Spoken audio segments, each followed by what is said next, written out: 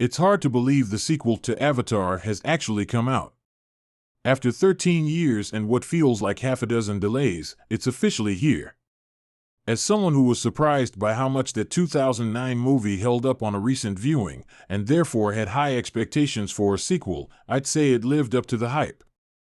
Maybe it's a little less great, but I'd have to sit with it a little while longer before I could be sure.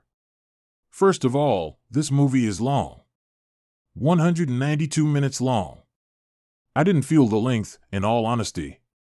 I got wrapped up in the movie and how it looked and sounded so much that it probably could have gone on another hour and I still wouldn't have felt restless. It's one of the best-paced 3-plus-hour movies I've ever seen, and you could argue it's even paced a little too fast in the first act, thanks to a time skip that means the viewer has to be caught up to speed quickly. Visually and effects-wise, it's perfect. Numerous expensive blockbusters are released every year, but few are given the time that Avatar 2's clearly been given. As such, it looks leagues better than any other $100 million-plus movie released in the last few years. The 3D is great, not something I'd say often, and it finds stunning new areas of Pandora to explore, thanks to the extensive underwater scenes. Story-wise, I'd say it's a little less predictable than the first, which has a story that seems to bother some people.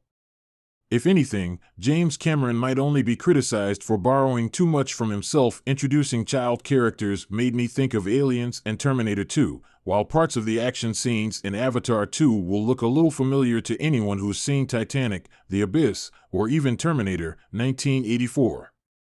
There's a little corny dialogue, a couple of slightly clunky scenes early on, and a lack of a definitive climax, seeing as there are more sequels planned. There are problems, but they barely matter.